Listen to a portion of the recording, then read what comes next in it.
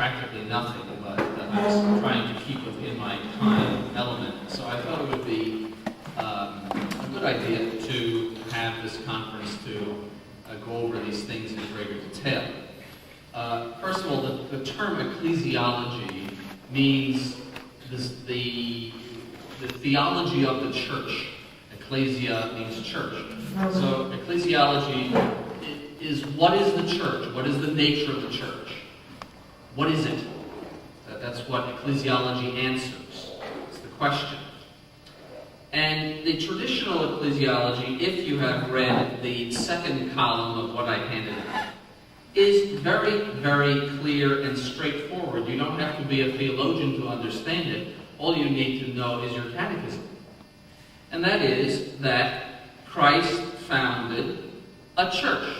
And that church is an organized society under the leadership and primacy of St. Peter, and who is the head of the whole church, including the bishops, and that this single organized society is the one true Church of Christ.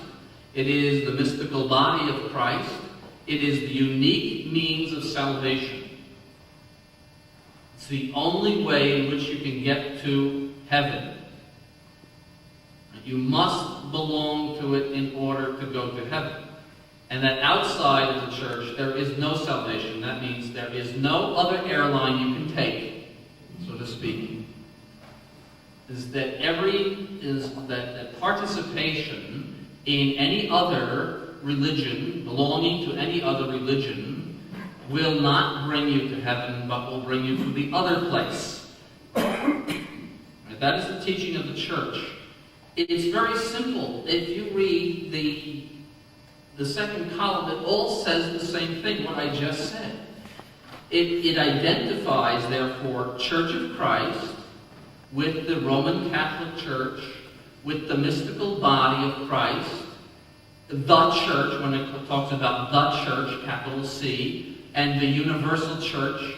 All of those things in the traditional ecclesiology, which is set forth by these popes. And by the way, these are quotes only from the 19th century on. I haven't got into the other 18 centuries or 17 centuries. This is only from the 19th century on what you see here. This continuous doctrine. All of those things are exactly the same thing. It's as if you were talking about a single rock. It's the Church of Christ. It's the Roman Catholic Church. It's the mystical body of Christ. It's the church. It's the universal church. It's a single thing. There is no distinction to make. If you are outside of it, you are a withered branch, as one pope said. That you have no possibility of salvation, and so forth. Now, here we must make the distinction that if you are outside the church through no fault of your own, right, and you belong to the church by desire, that is, where you want to be part of it, but for some reason, through no fault of your own, you cannot become a part of it, but you want to be a part of it, that type of belonging is sufficient for salvation. Right? The church teaches that. Okay? So, we're not speaking about that in ecclesiology. We're not speaking about people who are in error through no fault of their own. We're speaking about what is the church? What does it consist of? What is it? Is it the unique means of salvation? Those are the two big questions. Now, the reason why the Novus Ordo came up with a new ecclesiology was because of ecumenism. In order to understand Vatican II, you must understand that there was a push for ecumenism. And it goes back, if you read some of my Catholic Restoration articles, it goes back to the Protestant Reformation itself. Because the Protestant Reformation said that the rule of faith is individual interpretation of sacred scripture. You pick up the Bible and you figure out what God said. Well, the obvious conclusion from that in the practical order is that everyone starts fighting over what God is saying in sacred Scripture. And that's exactly what happened in Protestantism. Whereas Catholicism has always retained a unity of faith because the rule of faith in the Catholic Church is the teaching of the Catholic Church. It is not individual interpretation of anything. It is the teaching of the Catholic Church. So the Catholic Church teaches a single thing. You adhere to it, you are Catholic. If you don't adhere to it, you are not Catholic. It's very simple. But in the Protestant religion, faith is an interior trust of God and is therefore not connected to dogma. See, in the Protestant religion, you have faith if you trust God. You could all disagree amongst yourselves about what God teaches, but they would say you have faith. In the Catholic Church, if you disagree with what the Catholic Church teaches, you don't have the faith, because the faith is ordered to dogma. Your faith has collapsed, just like 9/11, just right down to the ground. If you make an exception of a single dogma and say, I don't believe in this, I don't believe in that, the whole thing collapses. Why? Because you destroy the motive of faith, the foundation of faith, which is adhering to the what God teaches based on the authority of God revealing and the proposition of this teaching by the Catholic Church. So just as you see a gumball machine, the gumballs, that represents revelation. But what dispenses revelation to you is the Catholic Church, just as the machine dispenses the gumball to you. So the role of the Catholic Church is to dispense, to hand out revelation. Just as the role of the waiter in a restaurant is to hand you the food, but he doesn't necessarily make it. It is God who reveals. It is the church that proposes. And so the rule of faith is to believe what the church proposes, what the Catholic Church teaches, because the Catholic Church has, by the command of Christ and the power of Christ, the power to teach. Going therefore, teach ye all nations, baptizing them in the name of the Father and of the Son and of the Holy Ghost. Whosoever shall not believe shall be condemned. Now, how could you be condemned if those apostles did not have the authority to teach? See, it doesn't make any sense that our Lord would attach a condemnation to those who do not believe unless those apostles had the power of God to teach. And so the Catholic Church has always maintained that it has the power of God to teach in God's name, and therefore you must assent to the teaching of the Catholic Church. The Protestants don't believe that. And so they had the problem of a whole bunch of people calling themselves Christians who didn't believe the same thing, and who split themselves up into various different sects, and all fighting one amongst the other on matters of faith. On matters of faith. And so the Protestants always had this idea of a generic Christianity, ecumenism, that we're all Christians, we're all part of the Church of Christ, even though we differ on matters of faith. So if you are a Presbyterian, you can go into a Methodist church or a Lutheran church and you will be considered a Christian even though you are not a part of the Lutheran church or the Presbyterian church or whatever, Methodist church. They distinguish, therefore, faith and Christianity from the organization of the church. See, the organization is a different thing. The corporation of the Lutheran church or that body as a corporate entity is different from your faith and is different from Christianity. That is not true in Catholicism. You cannot separate the body, the corporate body of the church from Christianity. It is the same thing. It is the Christian church. And that's why Pope Pius XII says in here, to be Christian is to be Roman. To be Christian is to be Roman. Yes. It's a beautiful quote. Pope Pius XII, Allocution to the Irish Pilgrims, October 8, 1957. It's on page 8. To be Christian, one must be Roman. One must recognize the oneness of Christ's church that is governed by one successor of the Prince of the Apostles, who is the Bishop of Rome, Christ's vicar on earth. Christianity and Romanism are the same thing. To be Christian, one must be Roman. And then I comment, therefore, those who are not Roman are not Christians. Those who do not recognize the oneness of Christ's church that is governed by the Roman Pontiff are not Christians.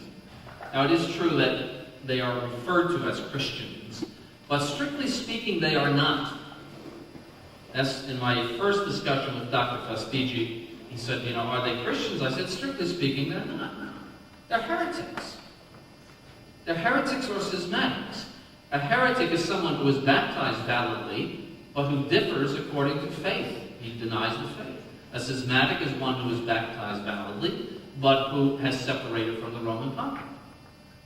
So the proper term is not Christian, as if they are in some way part of the true Church of Christ.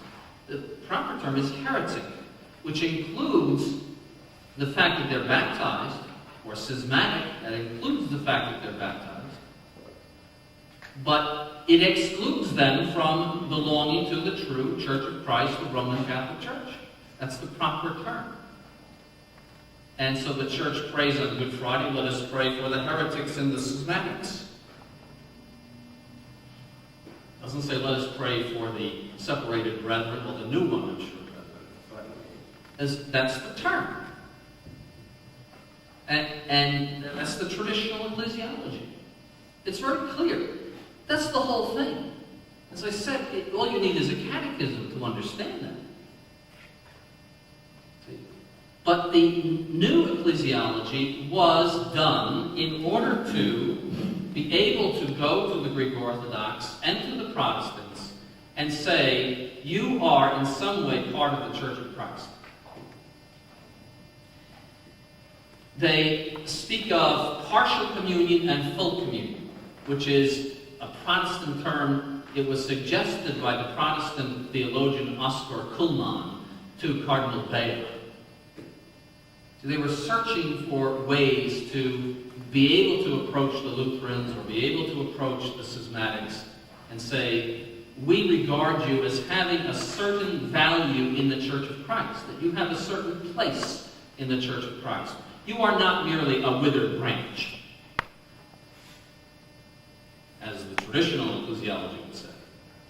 That you've fallen off the true vine and you're rotting in the ground, and the only thing that you have in common with the Catholic Church is the appearance, as St. Augustine said.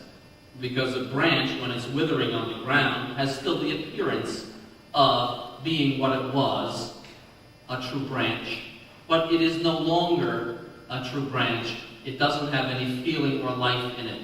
That's St. Augustine, and that's in there. Yes, one of the popes quoted it. It's in this. So the new ecclesiology is motivated by the ecumenism. The four great errors of Vatican II, and I say great because there are others, but the four great errors of Vatican II are ecumenism first, that there is a certain value to non-Catholic religions, that they have a certain validity, a certain legitimacy, and that they are in a certain way a means of salvation. Because of that, they had to change the ecclesiology to say that non-Catholic churches are in some way part of the Church of Christ, and that they are means of salvation. they had to change the doctrine of the papacy. And so Vatican II says that the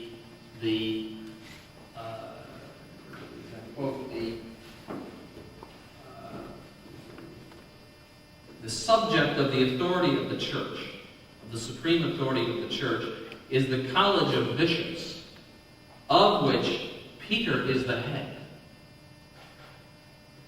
Now that's, if you analyze, let me get you the exact quote. And it was done also essentially to do away with the papacy. Because the idea of the church as a papal monarchy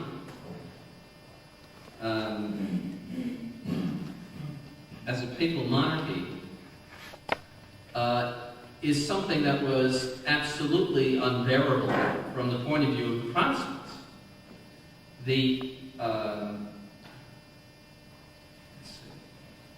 So the papacy had to be changed. Let me see if I can find the exact quote.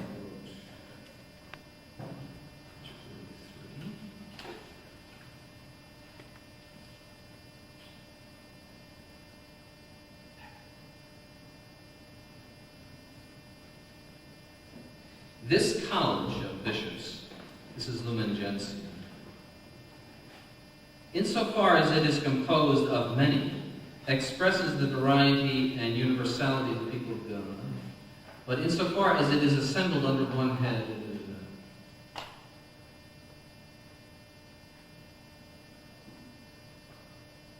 the supreme authority with which this college is empowered over the whole church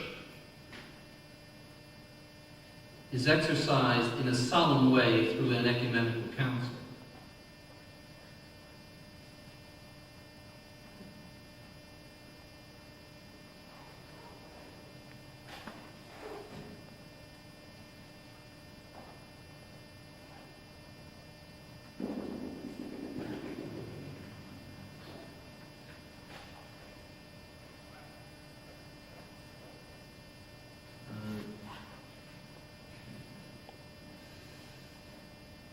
Is a more clear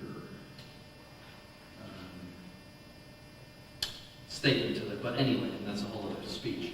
But that's one of the things, is collegiality, to eliminate the Roman Pontiff, effectively eliminate the Roman Pontiff. And that's exactly what they have done. If you notice, John Paul II feels that he has exercised and sufficed in his office if he merely says something, if he merely makes a verbal correction of what is going on.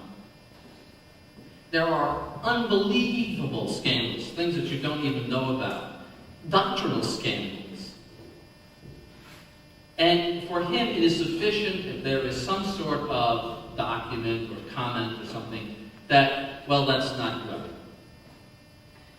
And that is the Queen Elizabeth approach to the papacy, which is exactly what they want. That is, in order to please the Protestants and the Orthodox, they have to reduce the papacy to essentially what Queen Elizabeth is to England. Someone who has absolutely no power, but who occasionally might say something edifying or might make a comment. But they continue to appoint and maintain in positions of so-called authority bishops who are absolutely deplorable. This goes on and on and on. And if you see the condition of the church today, if you are scandalized by it, it's because these appointments are being made all the time, and because he is one of those bishops who agrees with that. They simply see a certain need for Rome to put the brakes on the progress of the church. And they say something, and then they fold their hands, and life goes on.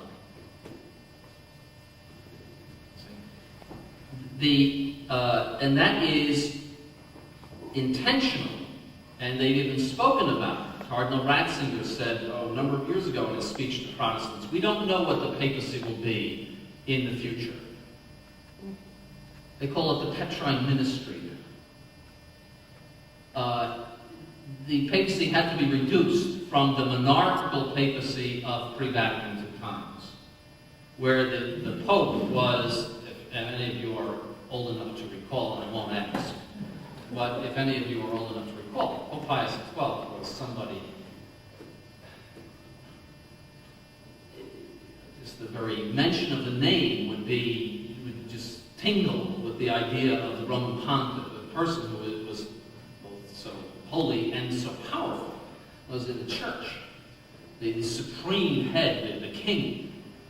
See, whereas now, with JP2 running around in headdresses and having naked women in front of him and everything, the papacy has been completely destroyed. It is practically a joke.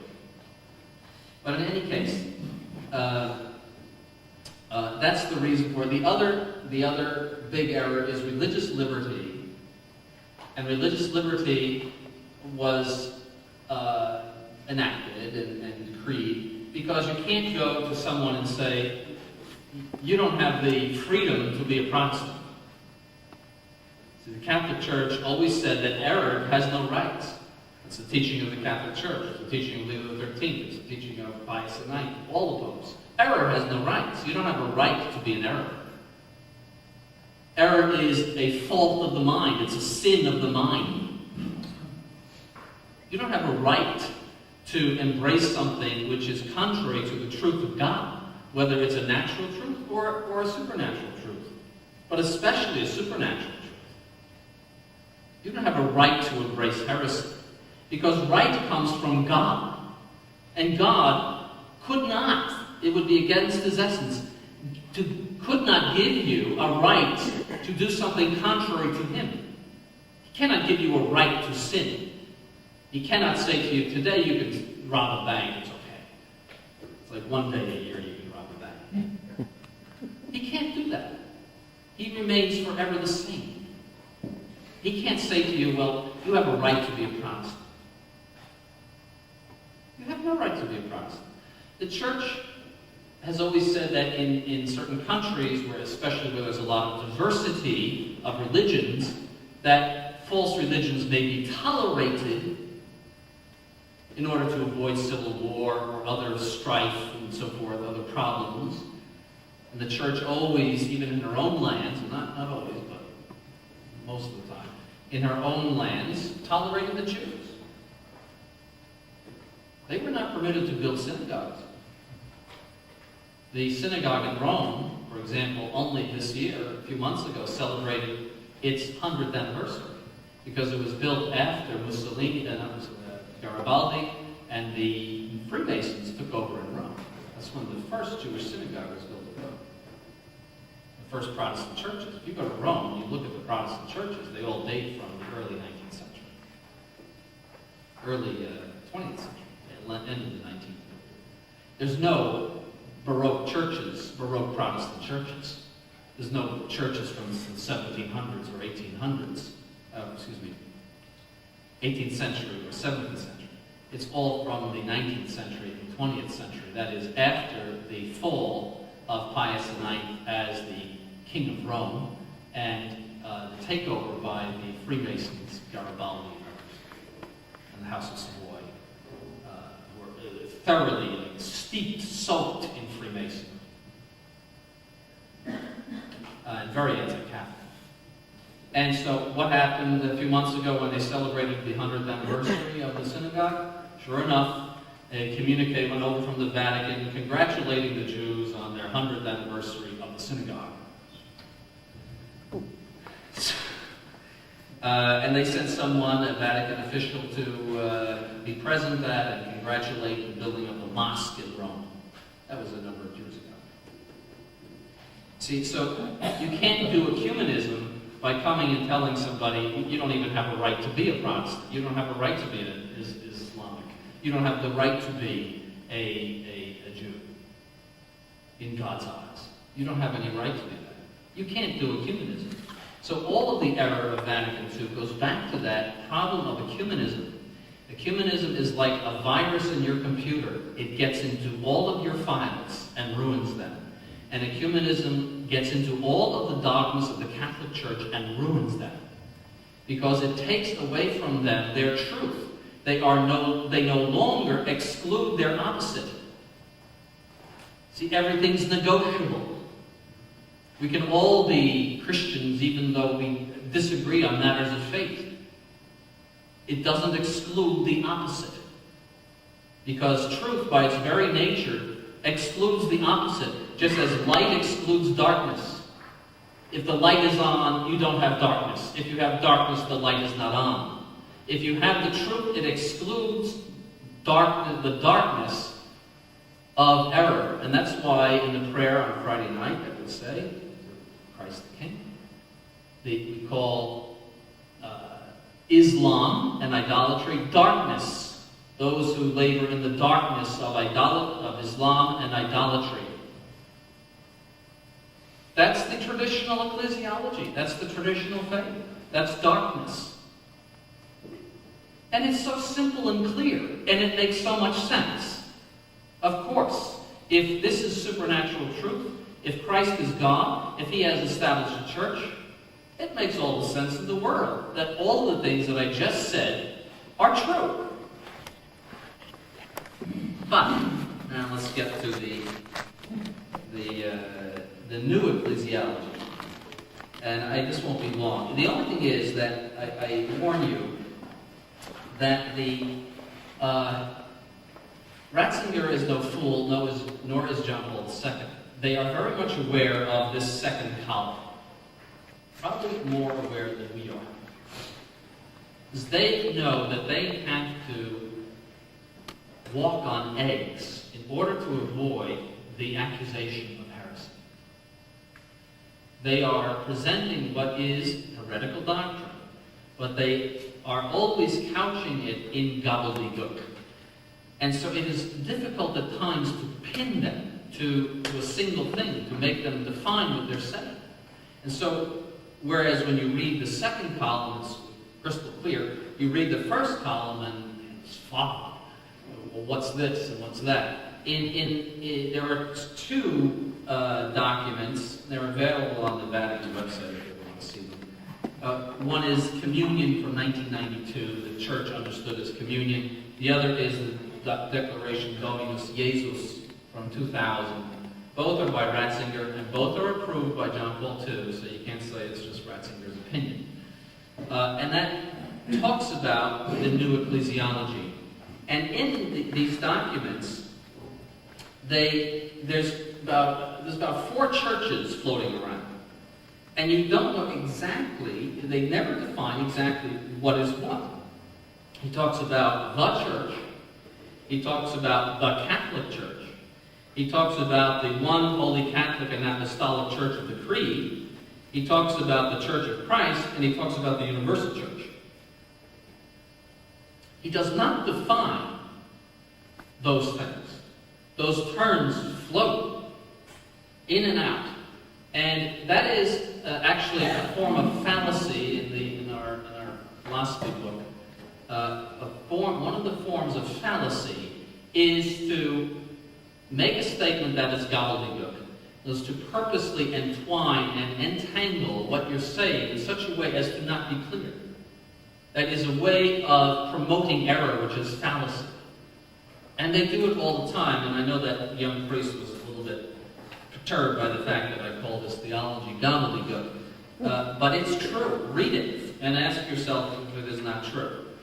So I just want to point out what their ecclesiology is. This is from the 1992 document, The Church Understood as Communion. He says, and I'm reading here, the Church of Christ, which we profess in the Creed to be the one Holy Catholic to be one Holy Catholic and Apostolic, is the universal church. So he's saying the Church of Christ, which is the Church of the Creed, is the universal church. Okay, so those 3 things are the same. That is the worldwide community of the disciples of the Lord.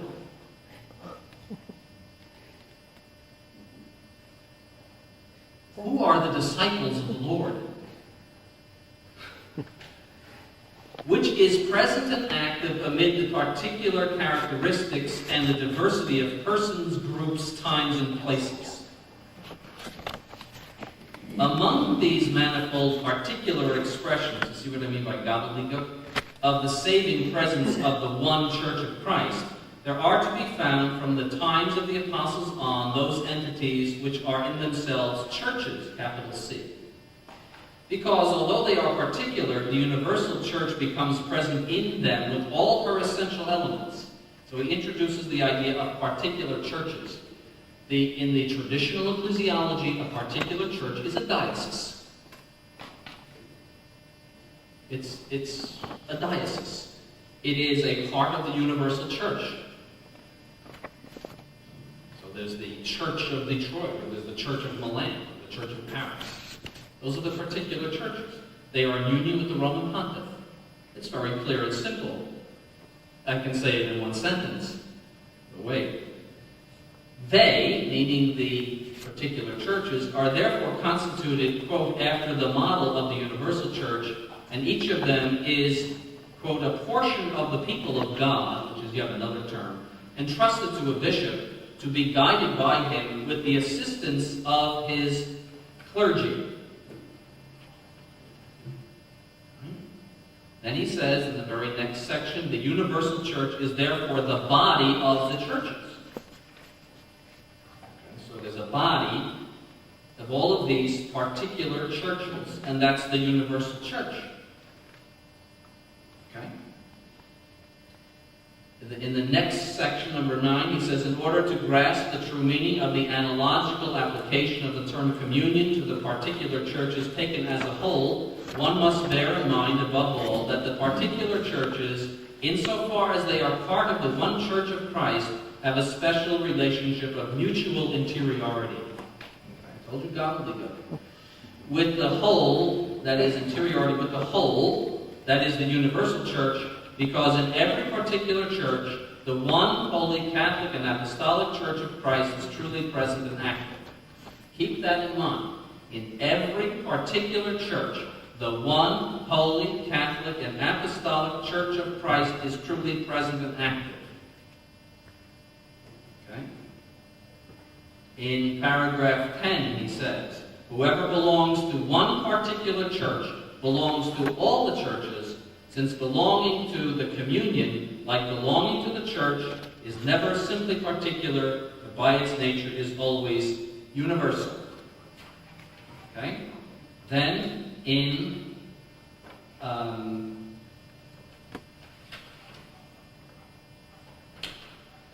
paragraph 17, which is ecclesial communion and ecumenism, he says, the church knows that she is joined in many ways to the baptized who are honored by the name of Christian, remember what Pius XII says, but who do not, however, profess the Catholic faith in its entirety. That means they don't profess it at all. Because if you remove a single dogma, as I said, the whole building collapses, and the popes say that's in there. Among the non-Catholic churches, I'm quoting from Ratzinger, and Christian communities, there are indeed to be found many elements of the Church of Christ, which allow us, amid joy and hope, to acknowledge the existence of a certain communion, albeit imperfect. This communion exists especially with the Eastern Orthodox churches, which, though separated from the See of Peter, remain united to the Catholic Church by means of very close bonds. They are united to the Catholic Church by means of very close bonds, even though they are not submitted to St. Peter. Such as apostolic succession and a valid Eucharist, and therefore merit the title of particular churches. So he's saying that the Eastern Orthodox schismatics are particular churches. And everything that we just said about particular churches, that they pertain to the universal church, the Church of Christ, and the Church of the Creed, one holy and apostolic. Remember he said that in the beginning. Now he's saying these are particular churches. It cannot get more explicit. And so therefore you have a new ecclesiology which contradicts the traditional, which is that the Church of Christ has, as part of itself, These schismatic, non-Catholic churches, which are not submitted to the Roman Pontiff, which disagree with the Catholic Church on matters of faith, such as the Immaculate Conception, such as filioque in the Creed, and other things, purgatory among them, divorce and remarriage. They disagree on all of those things, yet they are part of the Church of Christ, which is the universal church, which is the Church of the Creed. They are particular churches. It's right here. You can get it on the Vatican website. I am not in any way misrepresenting what they are saying. That's one of the points I wanted to make. And I thought that Dr. Fastigi was going to get up and give me thunder and lightning for misrepresenting them.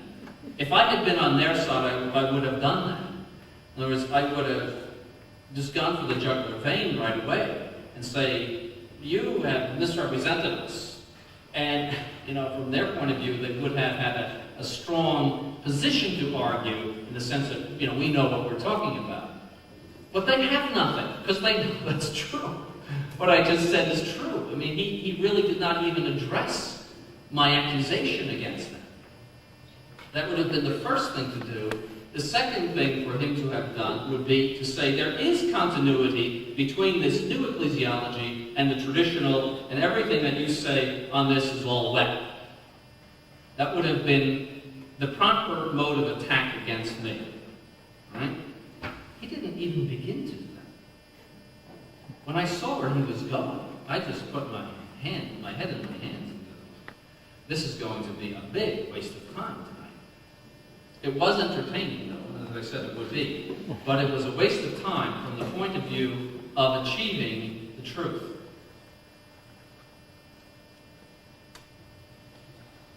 The other is Dominus Jesus.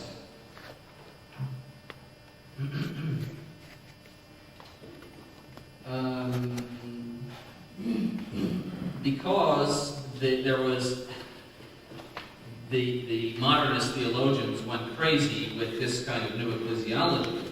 Ratzinger attempts to pull them in a little bit, and he makes a number of statements whereby he tries to temper the new ecclesiology. But he doesn't really, actually. He affirms it again. Everything that he said in that document, he says in this.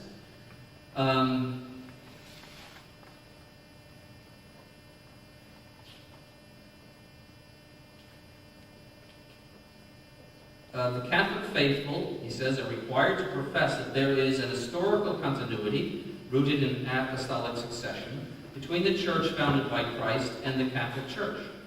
This is the single Church of Christ, which our Savior, after his resurrection, entrusted to Peter's pastoral care, commissioning him and the other apostles to extend and rule her, erected for all ages as the pillar and mainstay of truth. That sounds very nice. See? The Church of Christ is the Catholic Church. That sounds beautiful. Very happy. Now, this church, constituted and organized as a society in the present world, subsists in the Catholic Church, governed by the successor of Peter and by the bishops in communion with him. That's a direct quote from Vatican II. Now, why subsists in? Pius XII said is. What was wrong with this Church of Christ is the Catholic Church. What's wrong with that?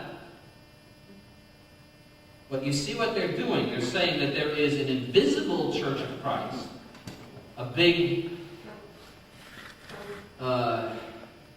something united by invisible bonds, but it is in its organizational existence. As a body, it's the Catholic Church. So it's as if the body of the Catholic Church and the Church of Christ are two different things. Otherwise, you wouldn't say it that way. The next thing should have been, this church is the Catholic Church.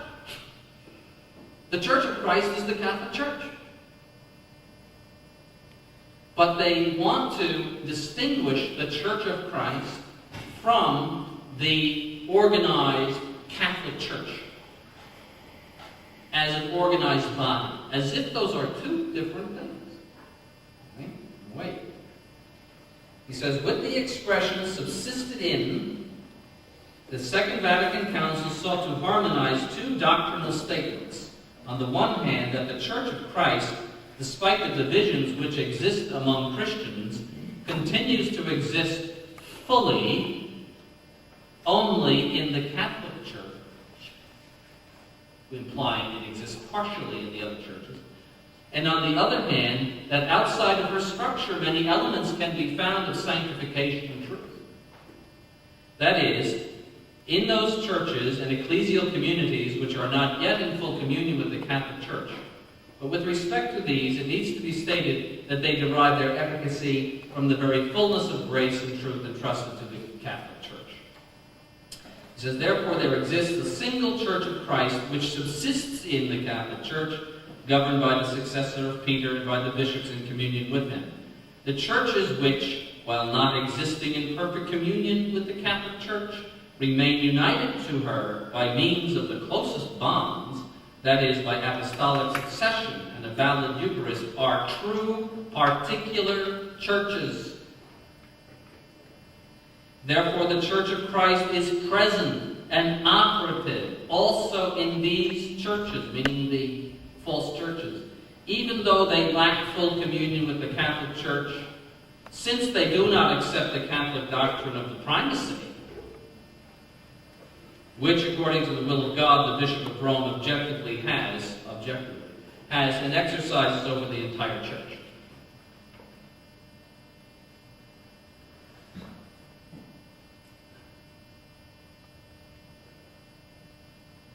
Then he says, in order to avoid something that was condemned previously, he says, the Christian faithful are therefore not permitted to imagine that the Church of Christ is nothing more than a collection, divided yet in some way one, of churches and ecclesial communities.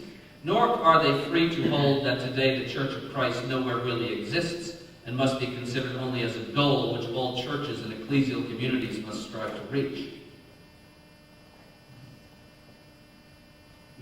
These separated churches and communities as such, though we believe they suffer from defects, have by no means been deprived of significance and importance in the mystery of salvation. So in the earlier document, he said that this universal church, which is the Church of Christ, which is the Church of the Creed, is the body of the churches, meaning the particular churches. Now he's saying, well, it's not just a collection. What is it? Define it. If it's the body of the churches, how can you say this then? See, because what happens is that the theologians read him and draw the conclusions. And then they write all this heretical ecclesiology, and then they get upset. And then they go back and say these things which really don't make any sense.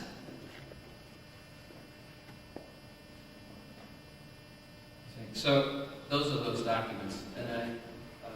But what is the coup de grace is something we found on the internet this week, which is one paragraph from Cardinal Casper. This is 2001. He was speaking to September 4th, speaking to an ecumenical group in Spain. And this is beautiful. The crucial point was that the council no longer stated the Catholic Church is the Church of Jesus Christ, i.e., it was no longer stated the Catholic Church and the Church of Jesus Christ are identical. Beautiful. The council defined the matter more carefully. It said the Church of Jesus Christ subsisted in the Catholic Church. That is, it is actually being realized and is present in the Catholic Church, but outside of its visible structure, there are also elements of the Church of Christ, which in the case of the Oriental and Orthodox churches are even true churches. They're true churches. We call them sister churches. The decree on ecumenism even goes as far as to say the Holy Ghost uses these churches and Christian communities as means for the salvation of their members. Get ready. He says, outside the Catholic Church there is salvation too. There are saints and martyrs. So you have two explicit heresies and he's a member of the Curia. two explicit heresies that the Church of Christ is not exactly the same thing as the Catholic Church. See, the Council no longer stated the Catholic Church is the Church of Jesus Christ. That's a heresy. It's like saying Christ is not God. It's a heresy. No distinctions to make about it. The other heresy is outside the church. There is salvation. It's right there in black and white. That's I can give you the website address if you want that too. So that's the difference between the traditional and Novus Ordo ecclesiology. The next question was whether these churches are means of salvation, and you heard me say from there that they are means of salvation. Vatican II said that they are means of salvation. John Paul II said they are means of salvation in his encyclical Catechesi Tradendae of 1980,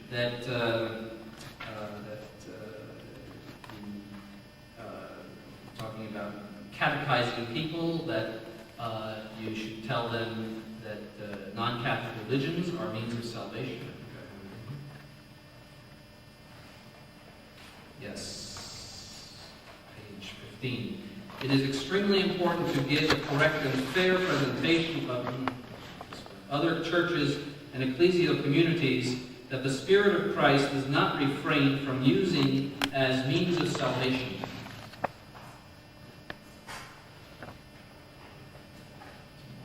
Now, means of salvation means that it is a way to get to heaven. That just as you use a knife and a fork, or as an airplane pilot uses an aircraft. So, using the analogy of the aircraft. If the Holy Ghost is the pilot, the church is the aircraft. Now, can the Holy Ghost use a non-Catholic church as an aircraft that will bring you to your destination? If you're, say, flying to Paris, which is what I use. Would you get on an airplane, for example, that had only elements of an airplane? That had no brakes, or which had no engines, or which had no tail, let's say, but had certain elements.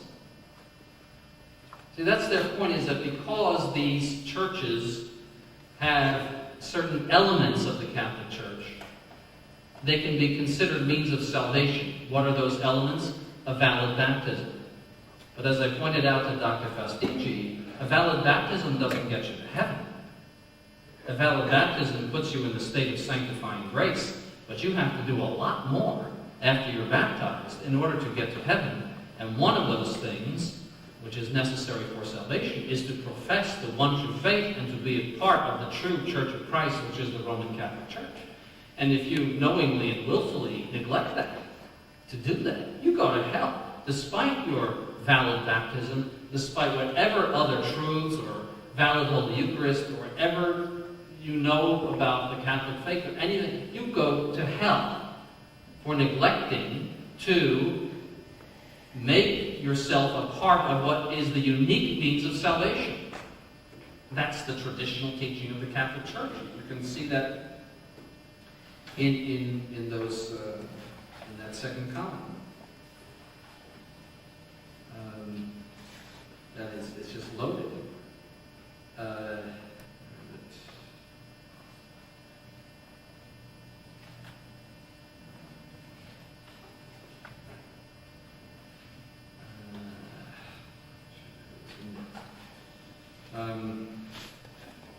Gregory XVI, he who is separated from the body of the Catholic Church, however laudable his conduct may otherwise seem, will never enjoy eternal life, and the anger of God remains on him by reason of the crime of which he is guilty in living separated from Christ.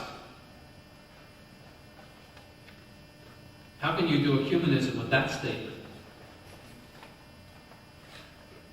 The Holy Universal Church, quoting St. Gregory the Great, this is Gregory the 16th, quoting St. Gregory the Great, that's page 15.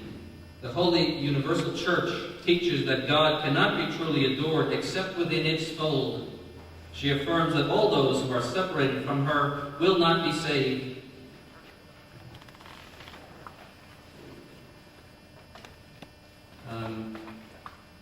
Pius IX, outside her fold, the true church is one, holy, Catholic, apostolic, and Roman.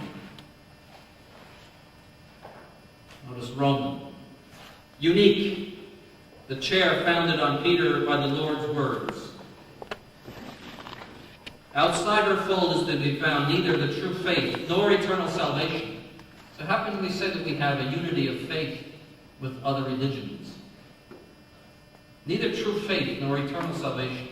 The reason is, if you deny a single dogma, you don't have true faith.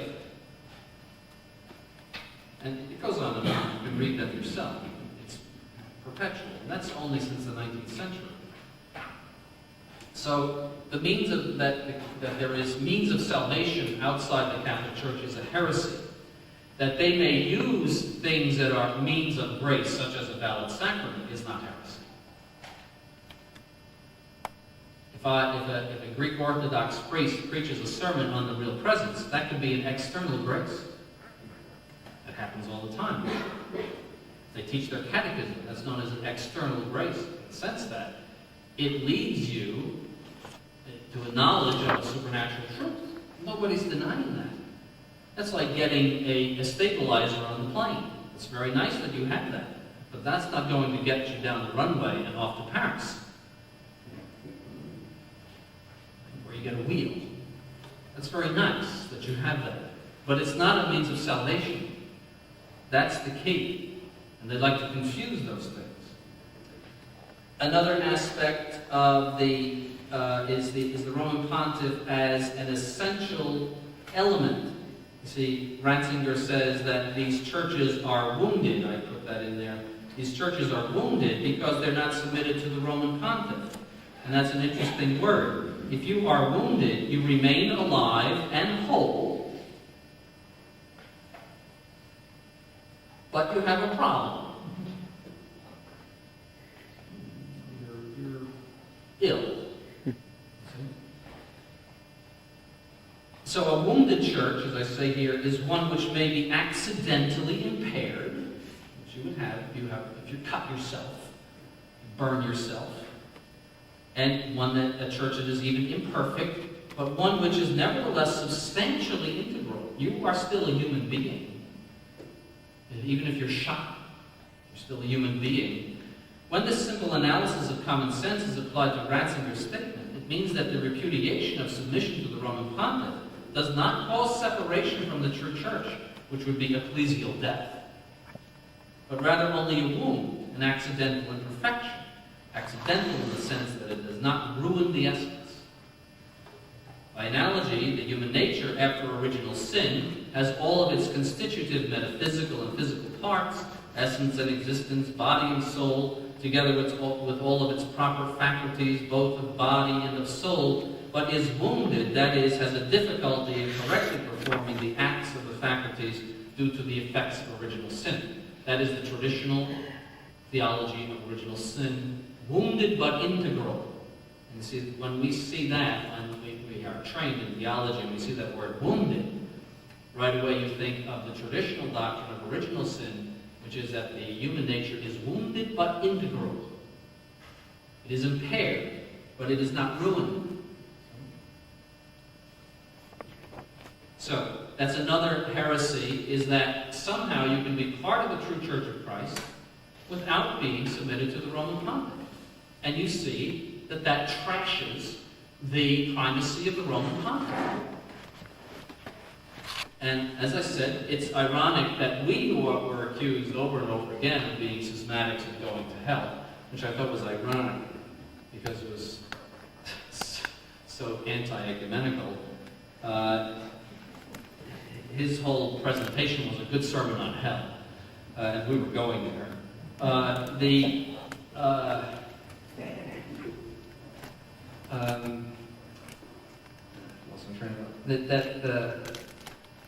That we are the ones asserting the Roman primacy as an essential element of the Catholic Church.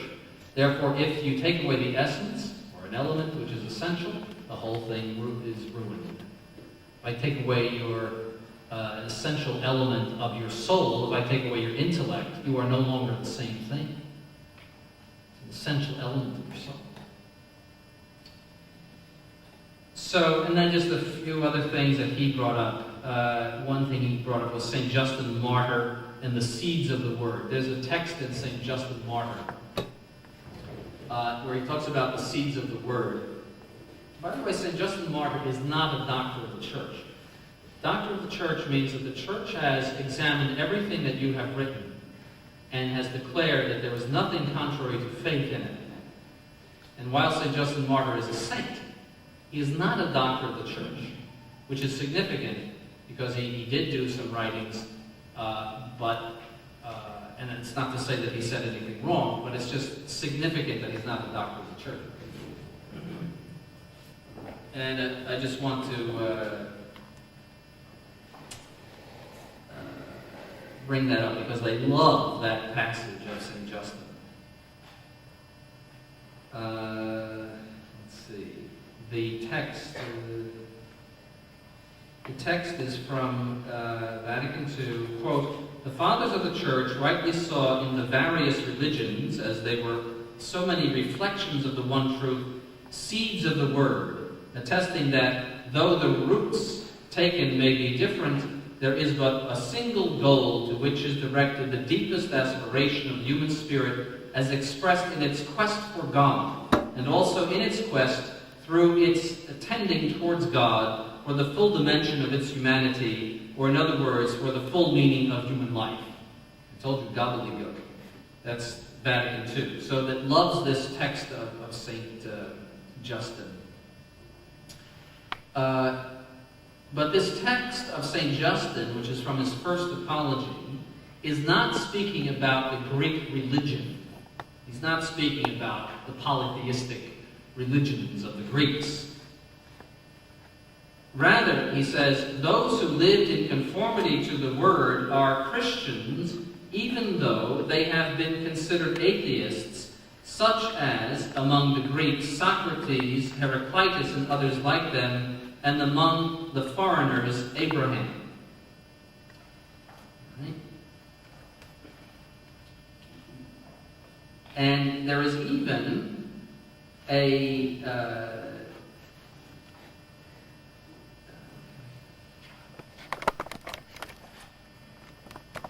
St. Justin says, everything that the philosophers and legislators discovered and expressed well, they accomplished through their discovery and contemplation of some part of the Word. Right? He says, Socrates, the most ardent of all in this regard, who was accused of the very crimes imputed to us of not recognizing the gods of the city. And he says in another place, for each one of them seeing through his participation of the seminal divine word what was related to, spoke very well. So here, it is not a question of religion. He's not speaking about the false religions of the Greeks. He's speaking of philosophy as a preparation for divine truth. And the church has always said that. The church uses Aristotle as the means of proving the existence of God. The church has always recognized natural truths in philosophy. It's because he believes that all religions have, in a certain way, a seed of God. You know, there's something supernatural about all religions. That's why he permits the idolatry, even the idolatry, the worship of fire in the basilica or in the courtyard of the Basilica of Assisi, because even in idolatry there is a certain tending toward God. That's ecumenism. That's the soul of ecumenism. And therefore everything is in a certain way and to a certain extent true and supernaturally true.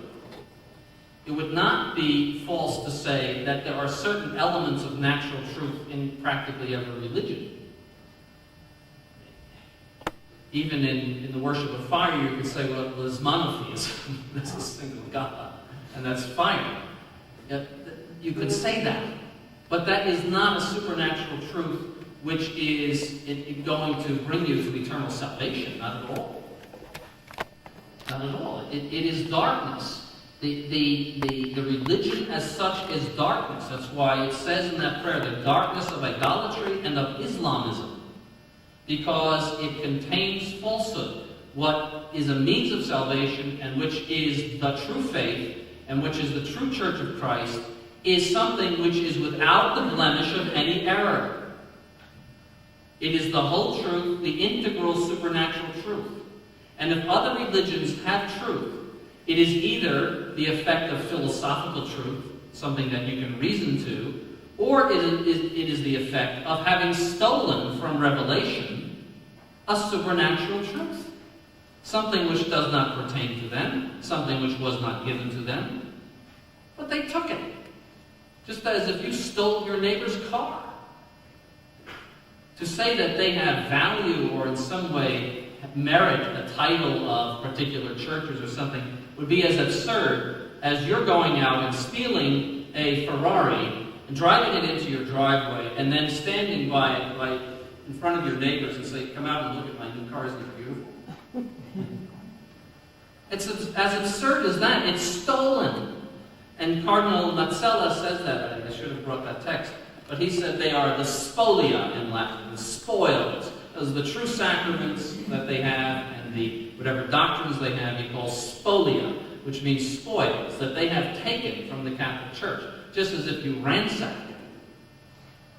That's the attitude of the Catholic Church toward the non-Catholic religions, that whatever they have that's any good is either from reason, and anybody can get that, you don't need a religion for that, or it's borrowed from revelation, which is the property of the Catholic Church. It's stolen.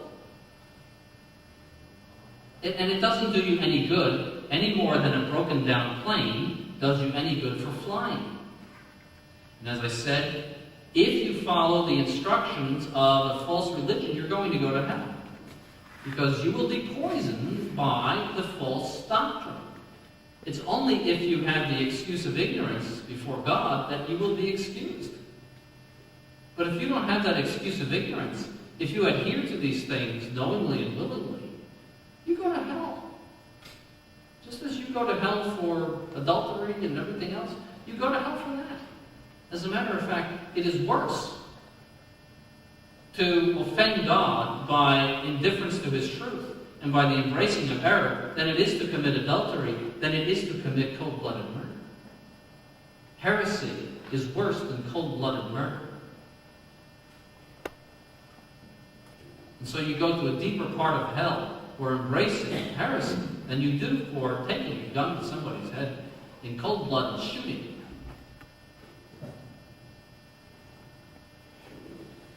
And just the final thing, I know we're a little over, was the point of enculturation. He brought up a Father Ricci, a Jesuit, in the 17th century. And remember I said, now I'll give you the whole story, the rest of the story.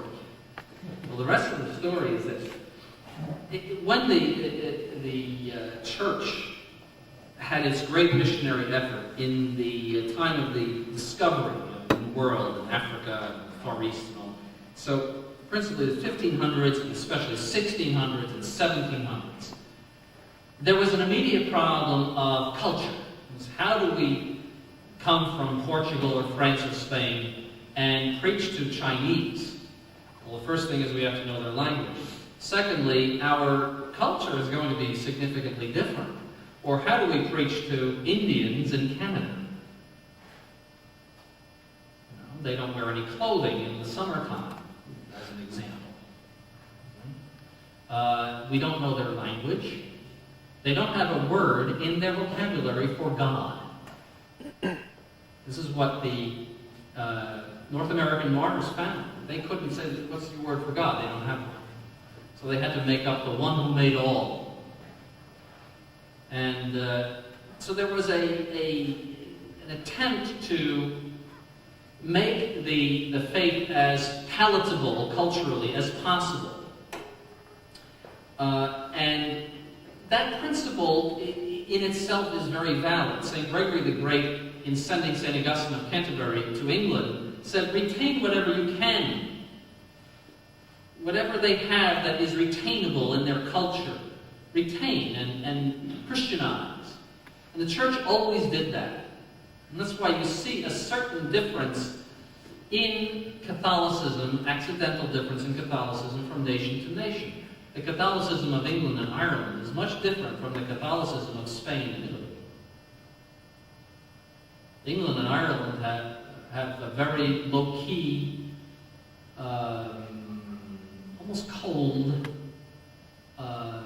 unemotional culture in the faith.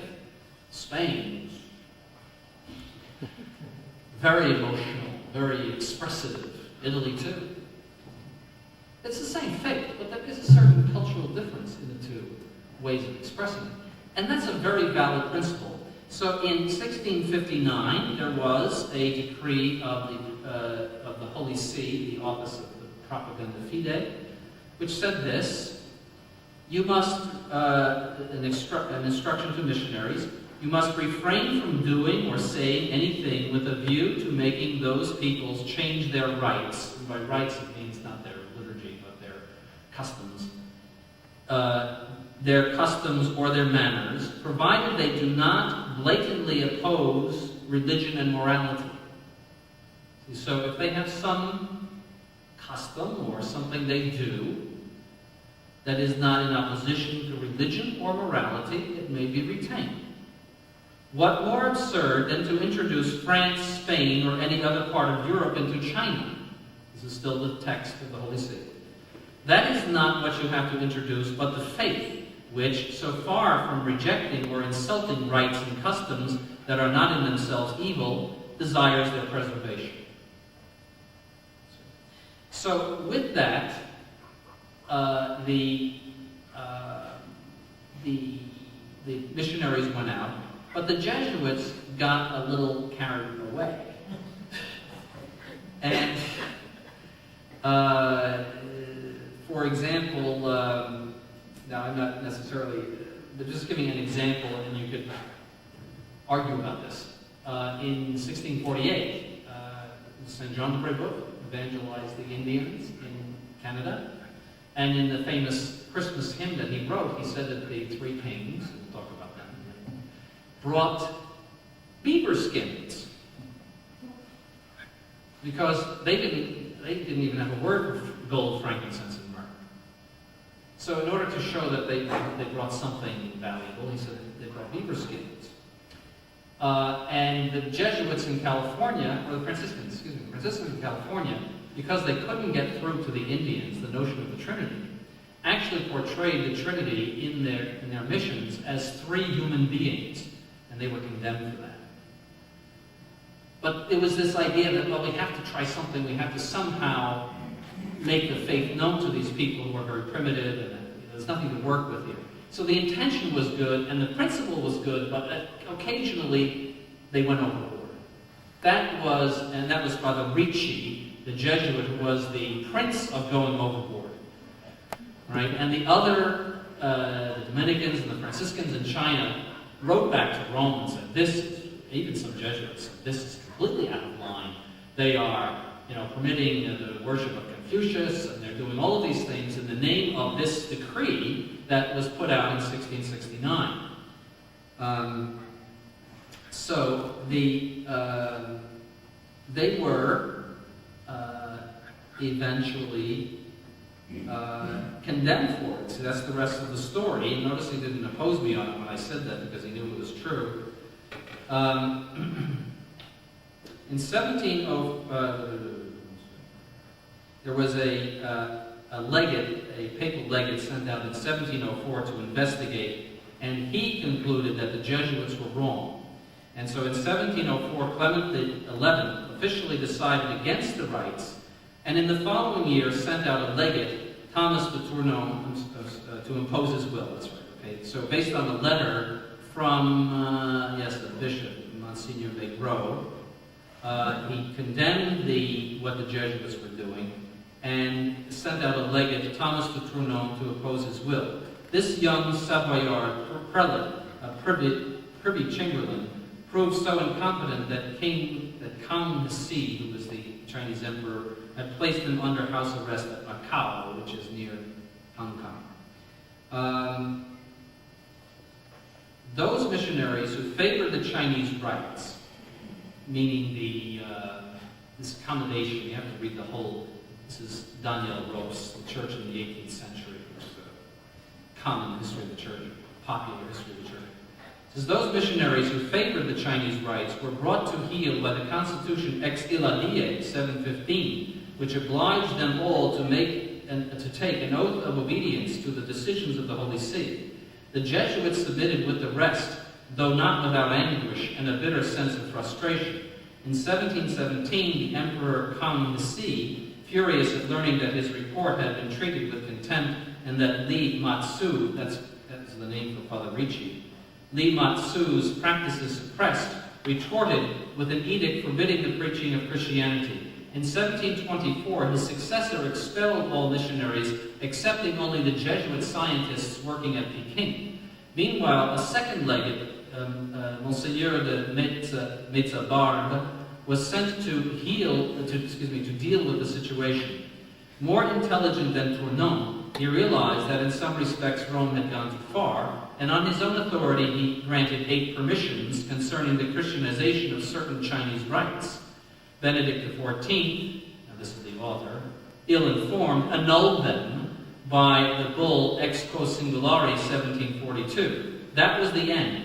The quarrel, which had lasted for almost 100 years, was finished. Rome had decided against the view of Father Matteo Ricci. And in the footnote it says, the Holy See's attitude towards this question of the Chinese rites remained unaltered down to our own day. The oath of obedience to the decisions of 1715 and 1742 was required of all missionaries until 1914. Death of Pius X. The question was reopened in 1939 by Pius XII. So the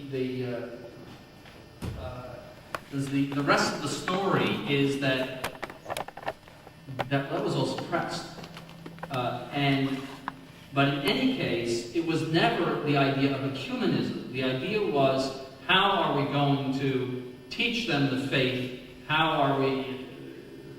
far can we go in trying to draw them into the faith by speaking to them in their own languages and in their own customs?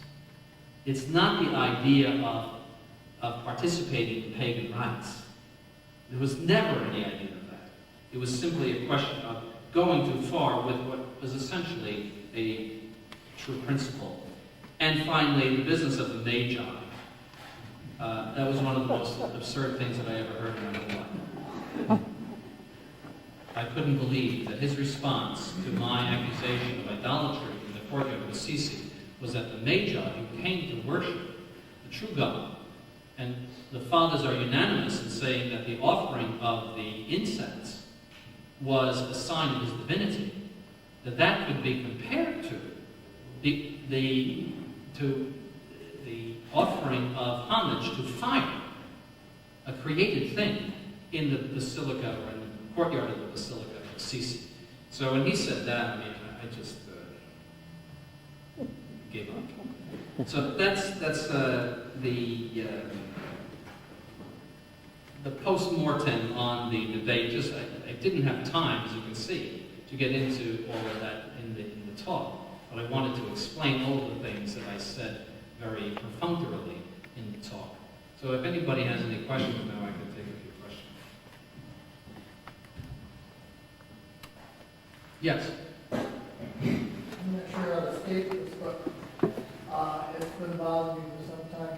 How is it possible, and this is almost sounding like a quote from Dr. Prestige, and I don't mean it that way, but how is it possible that during the time of Vatican II, with all of that knowledge contained in over 2,400 bishops, all of the books through knowledge of cardinals and all that could meet all these years, and come up with what they did?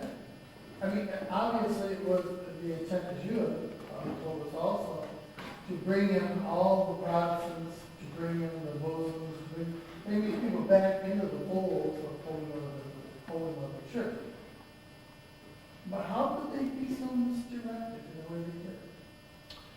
very good question. The answer is somewhat long, but be patient. First of all, the intention of Vatican II was not to convert people. It was to make a generic Christianity in which there would be reconciled diversity. And the term reconciled diversity is Ratzinger's. And it comes from Oscar Kuhlmann. That you will have, all of these particular churches and ecclesial communities, although different, reconciled. Okay? So, as I said to Dr. Bastigi, why don't we go out and convert these people? But your own Vatican says there should be no proselytism. And he, again, absurdly said that proselytism means you shouldn't go and put a gun to their head and say, become a Catholic.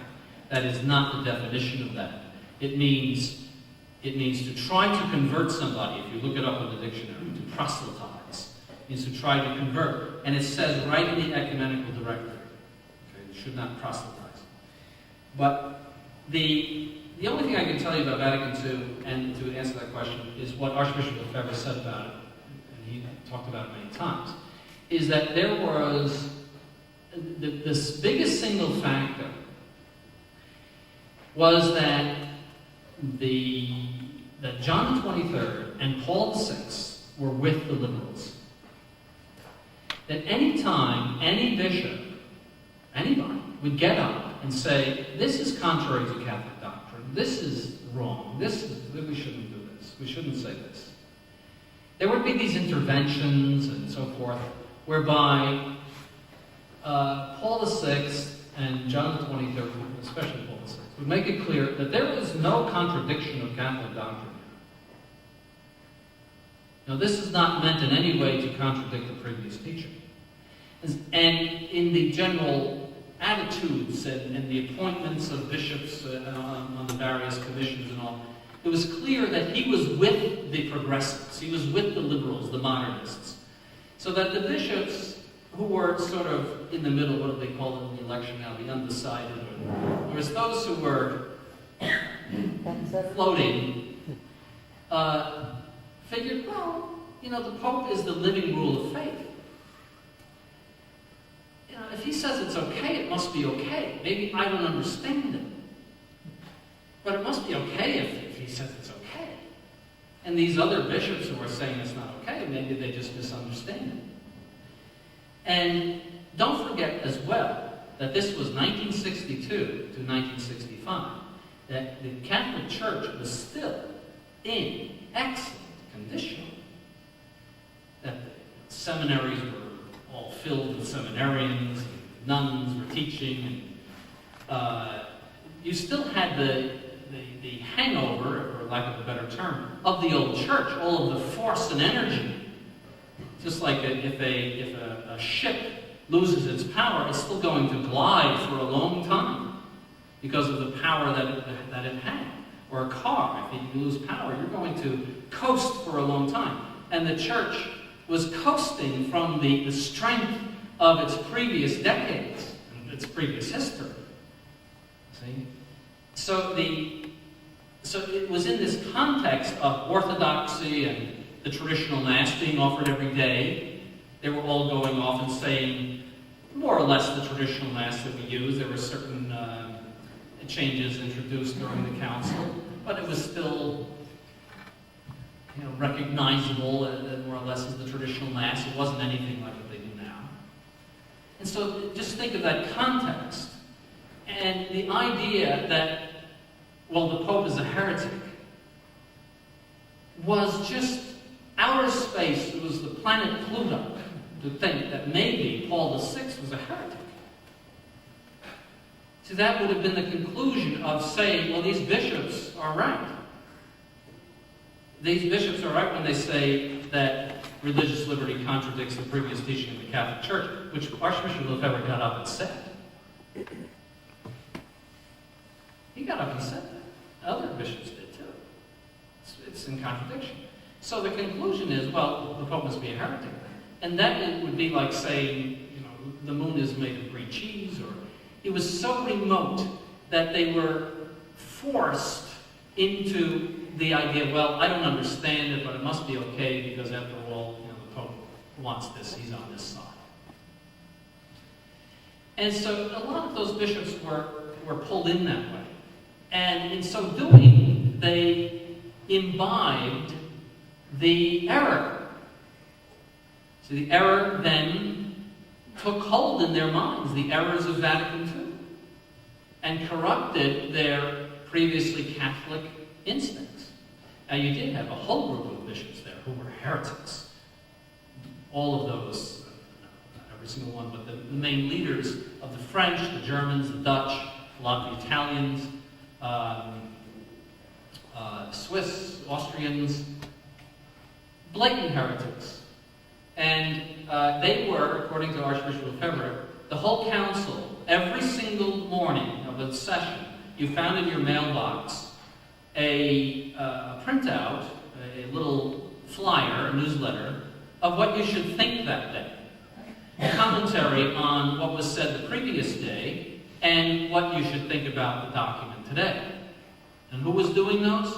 Rahner, Ratzinger, Kuhn. The radicals.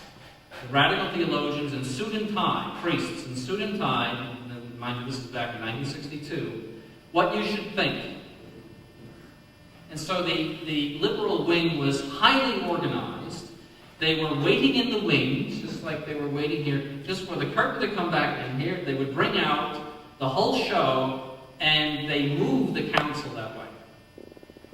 And you had two factors. One is that the bishops are generally not appointed for their knowledge, and they are appointed for their ability to rule. And so bishops typically would have with them periti, that is, experts, who would say, this is right, this is wrong, this is heresy, this is not heresy. But bishops are appointed to rule. They're appointed to be administrators of dioceses. And while they must know their theology, while they must know their doctrine, they are not necessarily theologians. They listen to people. They listen to advisors. That's the general principle. There was a term in this country for bishops before the council. They would be called brick and mortar bishops. That means that they put up 10 schools, they put up, that their whole apostolate was brick and mortar.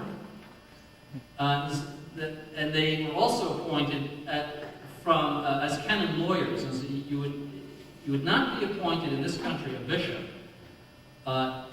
if you were a theologian before the council, because they were afraid that you could take the whole diocese. See, in this country, legally, the diocese belongs to the bishop. His signature is enough to alienate every piece of property in the whole diocese and every cent of cash. Is one signature. Right? So that means that if ever the bishops of this country went into schism, everything goes legally. That's something that is true in this country.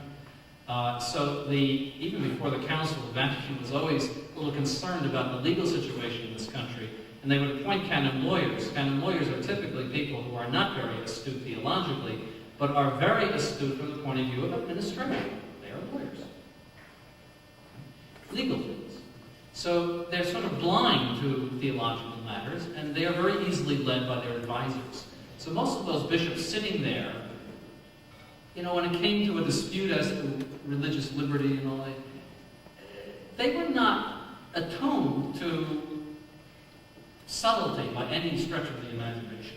And they were willing to follow what they perceived to be the Pope in that matter. And that's why they were let in. Now, 40 years later, when we see all of the destruction of Vatican II, and also when we contemplate Vatican II more, when we see the post-conciliar documents such as the one I just showed you and what they did with Vatican II, it is much more clear that despite whatever Paul VI said, it is a departure from Catholic teaching.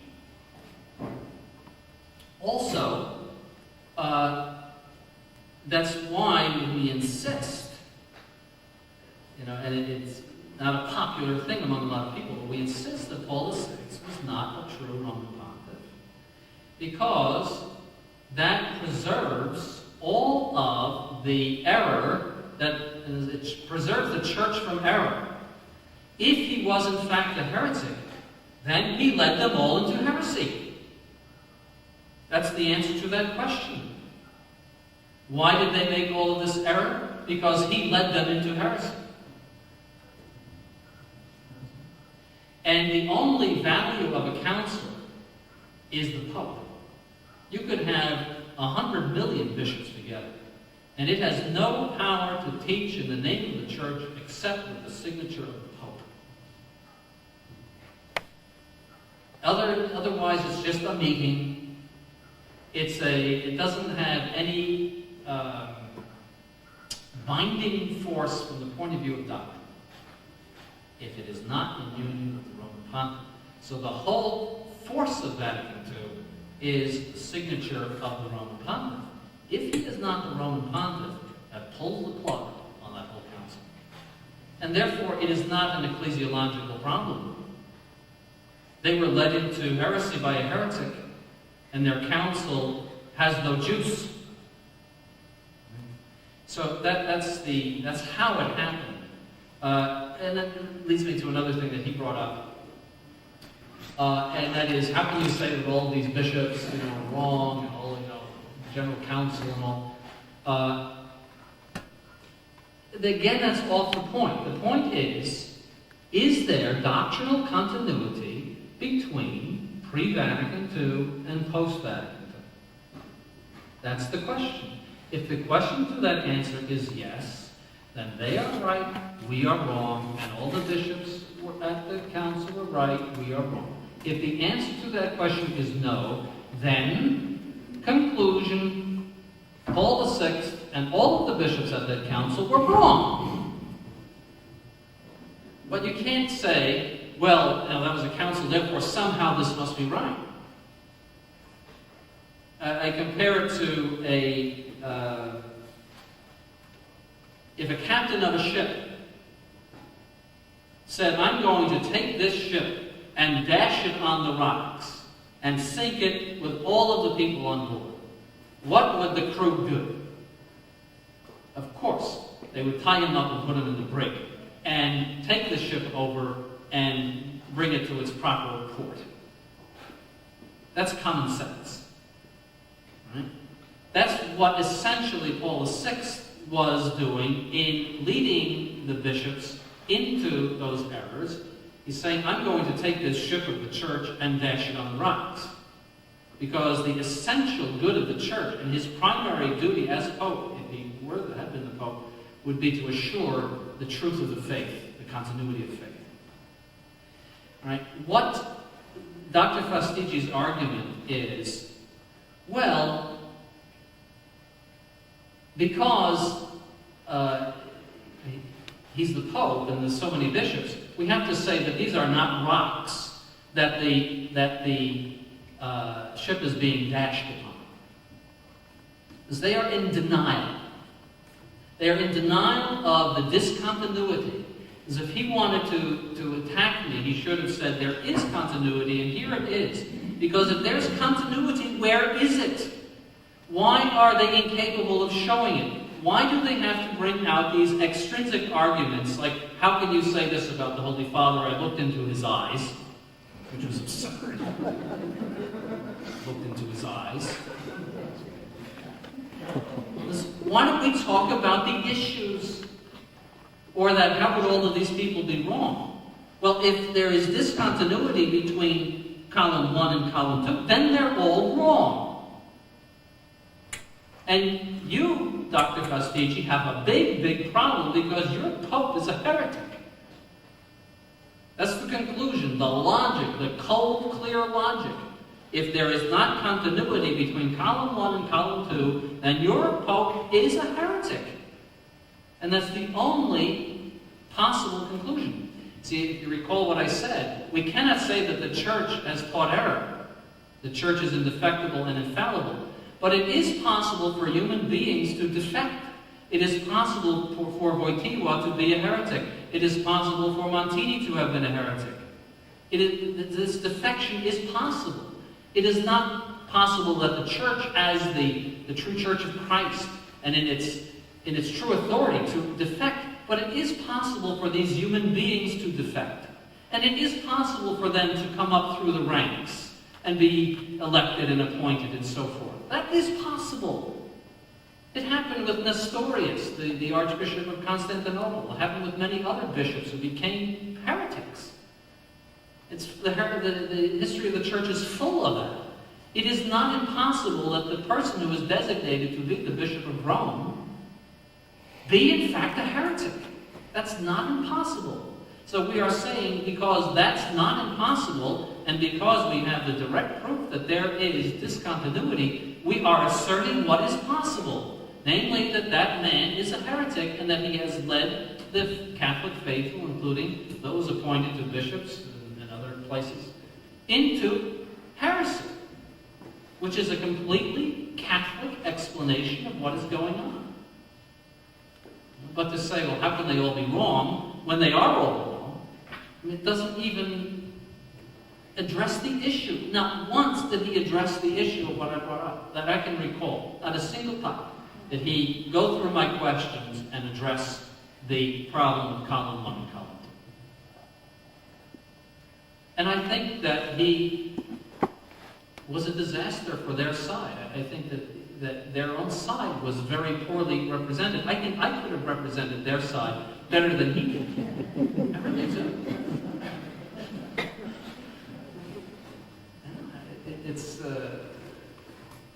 I think that they fell on their faces. And if I had been those priests, I would have been terribly embarrassed.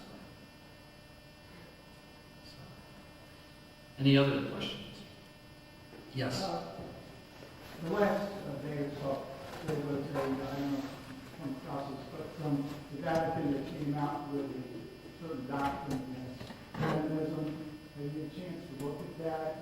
Any comments on it? Yeah, that's more Queen Elizabeth. Yeah, I saw it. It's, now that, they've ruined the family by preaching feminism, by having women's liber nuns, and by preaching all of that stuff for 40 years. I mean, now they are embarrassed by the fact that women don't want to have babies, and that the European race is dying out, and that families are breaking up. After they have approved of phony marriage annulments, 50,000 per year, over the past 25 years or so, or better, after they have practically destroyed the sacrament of matrimony, now they're coming out and saying, well, the family is breaking up because of women's liberation. They have totally destroyed the Catholic culture. Catholic culture, you hear it from my pulpit about the role of mother and wife and father and husband. It's all very clear. Be subject to your husbands, St. Paul. But they destroyed all that.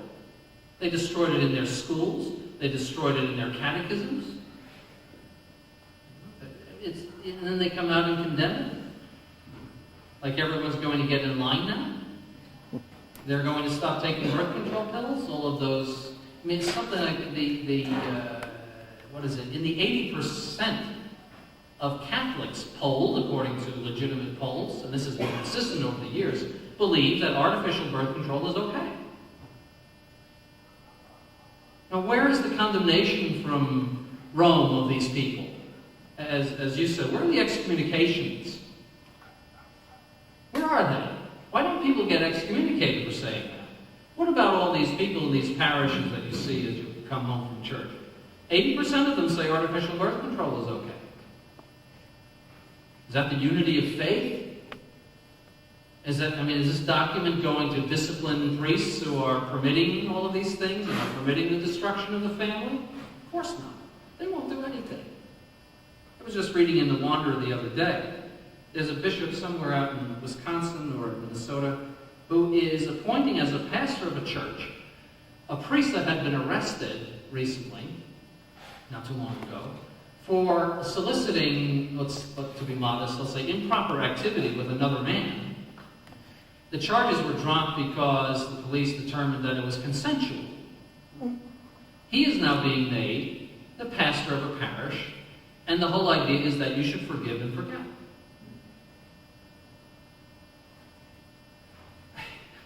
And they're talking about, it's just absurd. It's absurd that that could happen. Imagine, could you just imagine that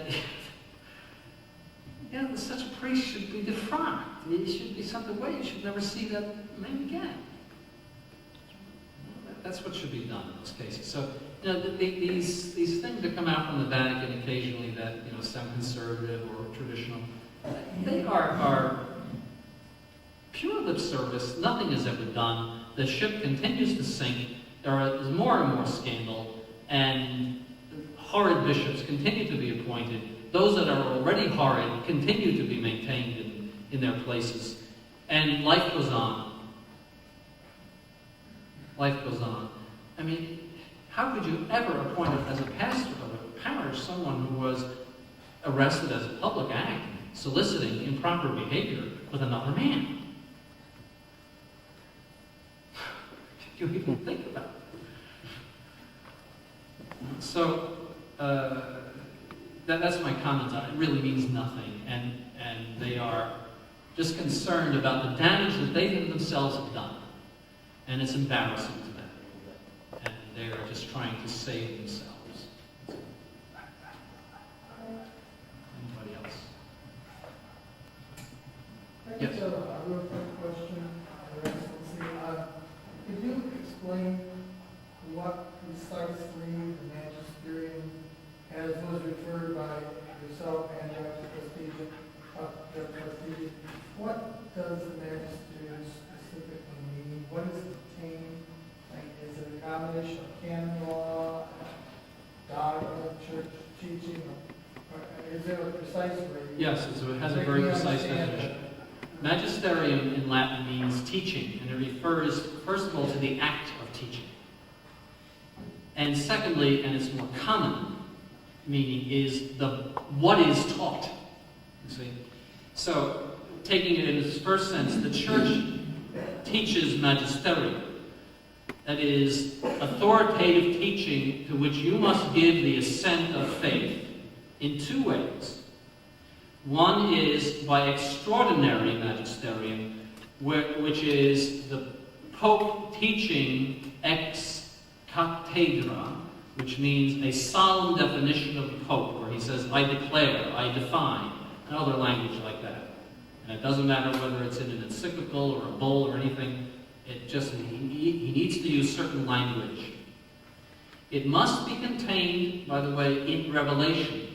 So if he says something that is not contained in Revelation, it does not deserve the assent of faith, but we must submit to it. We cannot disagree with it. We must accept it as we would accept teaching from a teacher.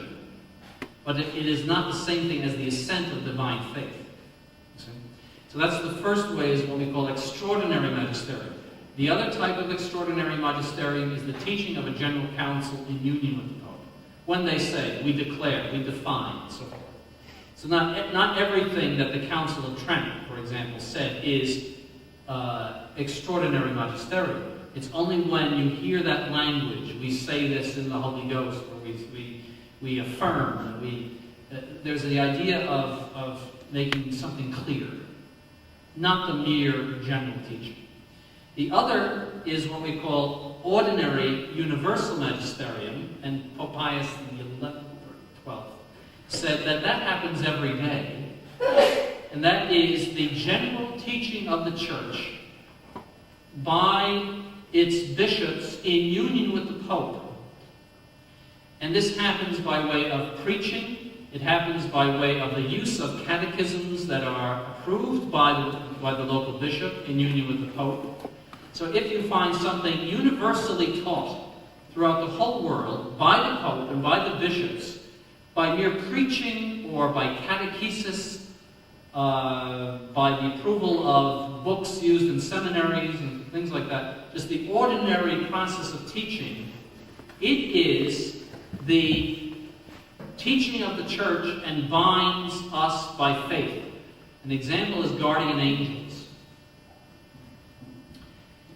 There is no extraordinary definition or solemn definition of guardian angels, but if I got up and gave a sermon on October 2nd, there's no such thing as guardian angels. I think most of you would get up and walk out, and rightfully so, because I would be denying something which pertains to ordinary and universal magisterium of the church. Another thing that is taught by ordinary universal magisterium is the moral teaching of the church. There is no place that says abortion is wrong in extraordinary magisterium. There's no place that says murder is wrong. There's no place that says stealing is wrong. These things are taught by what we call, there's no place in extraordinary magisterium. Those things are taught by ordinary magisterium. They are taught from the pulpit. They are taught in catechisms. And this is the way that the church teaches most of the time. As a matter of fact, there was no solemn declaration, no extraordinary magisterium until the year 325 AD. So for 300 years almost, all you had was the general teaching of the Catholic Church. Yet when Arius denied the divinity of Christ, he was considered a heretic before the definition of the Council of Nicaea. So was Nestorius considered a heretic by denying the fact that Mary was the mother of God before the definition of Ephesus in 431. The clergy got out, and the people too, got up and walked out on Christmas Day. He got up and said, "We will no longer refer to Mary as the mother of God." The people got up and walked out of the church. And the clergy with them. And there he was with a few of his followers left in this big church. That was Constantinople. Very great see of the church. And we are walking out. See? And that has strong precedent in the history of the Catholic Church. It's just in this century of mush and subjectivism that people just sit there and do nothing and take it. Of indifference to religion. Weakness. St. Pius X said that the greatest enemy of the church is the weakness of Catholics. He has a beautiful quote. Mr. Brownie just told it to me the other day. He has it memorized. It's a beautiful quote. But essentially, it is the weakness of good Catholics that is the greatest enemy of the church. And that is true today. Look at how few Catholics, if you consider all of the Mass centers in the Detroit area, they might all add up to maybe, even if you include everybody, all kinds of, Society St. Pius X included everybody that is striving against Vatican II. It might add up to 1,000 people in a diocese of over 1 million.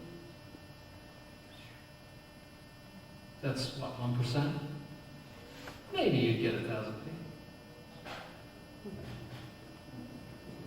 It's a terrible testimony. Terrible testimony to Catholics. And which brings us to something Mrs. Fisher said, and that is the great apostasy from the faith. See, their big thing is, to us, what you are saying is enormous. Oh, how can you say the Pope and all these bishops have defected? And what you're saying is enormous. The whole thing is collapsed. Everything is terrible. That's enormous. And yes, it is enormous. I agree with that. But what is more enormous is that these two things don't agree. This column and this column. Because then you have a defected church. And that is more enormous than having many millions of Catholics defect. Why? Because they are capable of defection. But the Catholic Church, because it is assisted by Christ, is not capable of defection. So what they're saying is more enormous. To say that the captain has decided to dash the ship on the rocks is enormous, and that we have to tie him up and throw him in the brig. That's enormous. Yes, I agree. And that all of the officers with him too. Yes, that's enormous. I agree. But it is more enormous that that ship be dashed upon the rocks and that it sink. That's more enormous. And so what they're trying to convince us of is something that is impossible and far more enormous than anything we're saying. and that he never addressed continuity. Does that answer your question? Defining the magisterium. Yes?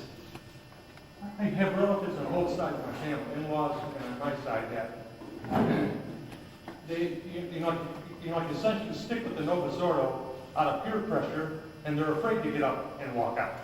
Because if they get up to walk out, then they're going to, if they're going to be on the outside and nobody can, go associate with them, they'll be, afraid. That's known as the Thomas More syndrome. All right? What are we going to love more, the king or God? And if we want to keep our heads attached to our neck, we better love the king more than God. And it is essentially to love human things, human beings, created things more than God. It's an old story.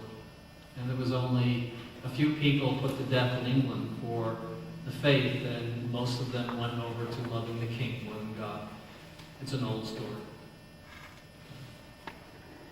Yes?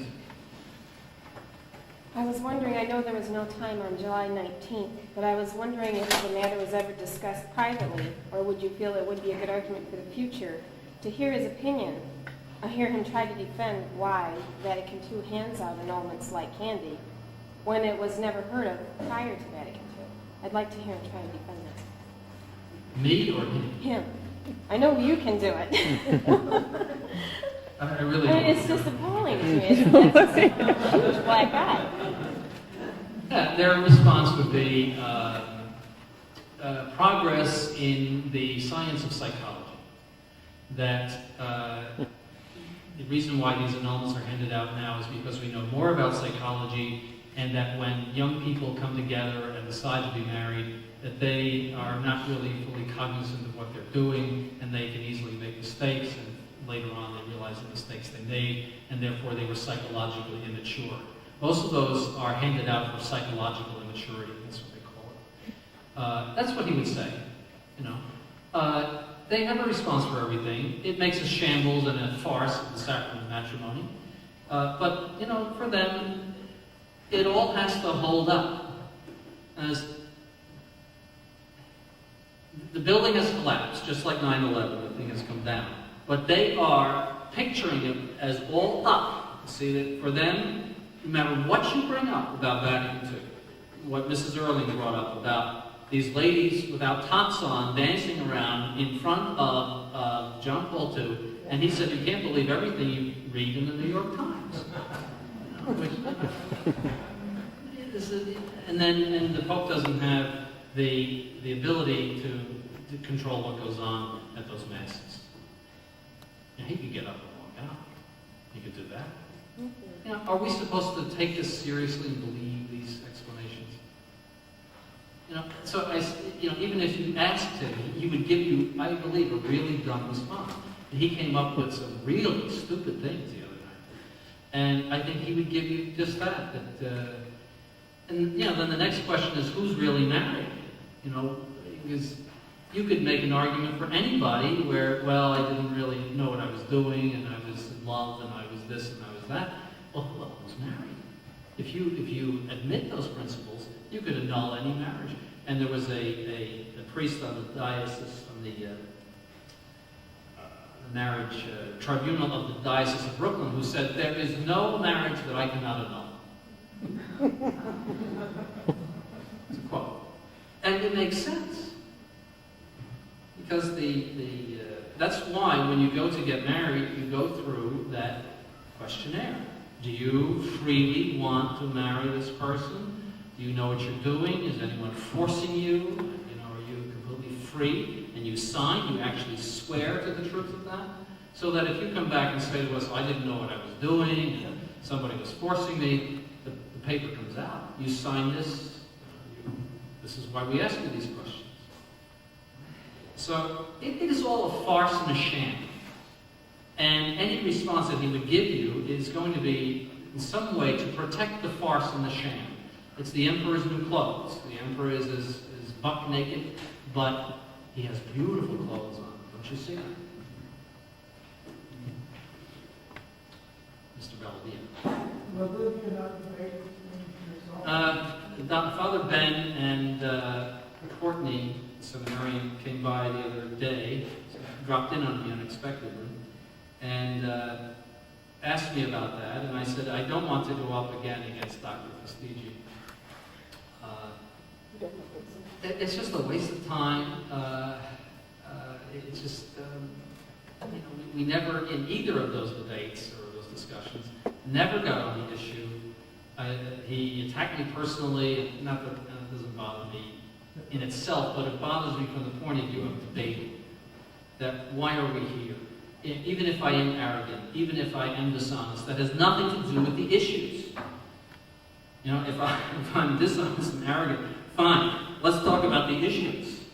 And for him to have descended into that just shows that it's a waste of time. And usually it's a sign that you're losing the argument if you're attacking your opponent in person. But it has nothing to do with it. Even if I am dishonest, even if I am arrogant, even if I'm a systematic, even if I'm a heretic, even if I'm going to hell, that has nothing to do with the issues at hand. So I just said to them that I just feel that he cannot think abstractly. Somebody said that to me. Yes. I said to them, he cannot think abstractly, and it's true. So that to Father Ben. He is incapable of really addressing ecclesiology. He comes up with all of these extrinsic arguments, like looking into the JP2's eyes. And they laugh at that too. So, give me a break. His eyes. And just allow it. And but they said, well, would you like to do anything? I said, sure. And I said, I would like to see a personal discussion among the priests. Just their priests and me, and if I can get somebody else, fine. But a personal discussion, because I think that would be of more use. My personal opinion, I think that I have made a dent in that clergy. I think that I have given them something to think about. I think the interest is more than simply talking. I don't know, I just sense that. I think that I've made them think, at least. And that's why I want to do it on that level. I wouldn't want to... see, he was working the crowd. I don't know if you noticed that. Yeah. He was there to convert you back to the Novus Ordo. You're all going to hell. You're all schismatics. You're following this evil man. All of this stuff. And I know most of you just laughed at that because it's not true. And he didn't win a single convert from all of that he said. I think that he confirmed the errors of the Novus Ordo in your minds. I think that's what he did. That he could not address a single decent defense of my accusations. Not a single one. Go ahead. As a follow-up question, is there a chance Father Chicago is here? Well, one of the things that was mentioned the other day is that if we have these discussions, that the Cardinal Secretary wants to come. And, that's what they mentioned. That if the Cardinal Secretary is going to be there, I'm going to insist that Father Chicago come on. Because Father Chicago has a very quick mind, and he's funny. And I am neither of those things. And as a matter of fact, when I told him about the Magi thing, he says he's probably one of the few modernists that believe that the Magi exist. He says most of them say that the Magi were fairy tales made up in the 4th century. See, I knew that, but he comes to his mind right away. And if he had said that, or if he would say that that would make everyone laugh. He's very funny. And when you're funny like that, you make a point very clearly. And when you do it with humor, the point is very well made, and I would just like to have him there. So I have to go down to see both Bishop Dolan and Father Chicago this week, and I'm going to insist. I'd like to get Bishop Dolan up too, because Bishop Dolan has a wonderful sharp tongue, and we always kid him about it. So there's a verse in the Psalm, "Acutum fecisti dolum," which is you have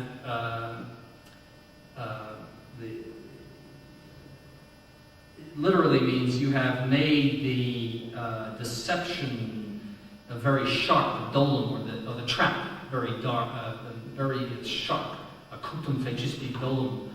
And we always turn it and say acutum fecisti dolum, which means you have made dolum very sharp. And he has he can put a good comment in very, very well from time to time. So I think that the three of us would make a good team with a bunch of them. I think my forte would be the deeper theology of it. In other words, I can see where the errors are and so forth. But I'm more slow-moving than either Father Giuliano or Bishop Cohen. So I think we would make a good team. If the Cardinal Secretary will be there, I think we should respond in kind. Mr. Manal, I just have a sort of anecdote about that. I was talking to Steve, who was very good at applying multiple definitions to single words. And finally, when I realized he was too slippery like the greased pig at the little country carnival, I said, well, you really must admit that the New York Times wouldn't just print something so false like that. Because, yeah, and I said, by the way, I said, if we go out for a drink after this, and I took you to a bar where the impurely dressed woman, where I said topless bar, I said, what would you do? And he said, I'd walk out. And I go, what? Then what about the Pope? And that was the only time he had a pregnant pause in the conversation. There was just the silence. And he didn't have this spew of whatever he was going to, he always had something to come back. That was the only time I had cornered enough so he stopped. don't forget that he is an employee of the Archdiocese. And he cannot say that is a horrible scandal. He cannot say that. But at least he did finally get it. Yes, I think the pregnant pause was, we were supposed to fill in the blanks.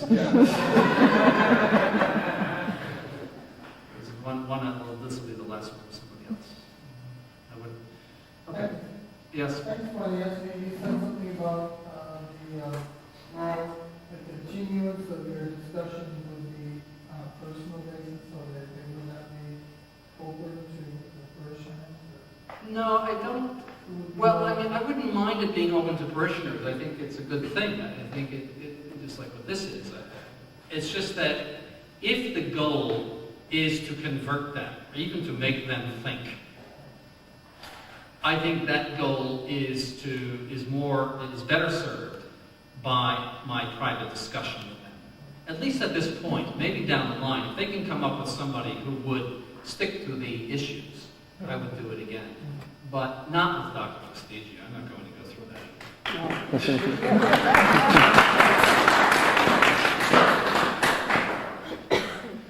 anyway, okay, well, thank you for coming. Next week, if you want to come, we'll do, it'll be a series, and I put in the bulletin why John Paul II cannot be the Pope. That requires a big exposition. I'd like to tape it, actually. Requires a big exposition of certain principles. You only have about 20 minutes in a sermon, and you're talking about something which is enormous. But based on a lot of the things that I have said here, I want to show you the two big arguments, which are two really separate arguments, and also that whole business about total versus material formal vacancy, which is an important issue because, as you may know, I hold to material formal vacancy. In other words, that he is materially the Pope, but formally not. That means he has designation to be the Pope, but in fact he doesn't have the authority, and he's not a true Pope. I hold to that because it answers the question of, which was the first question that they put to me in back, what's the solution for the church in your view? See, so I want to explain all that. Yeah.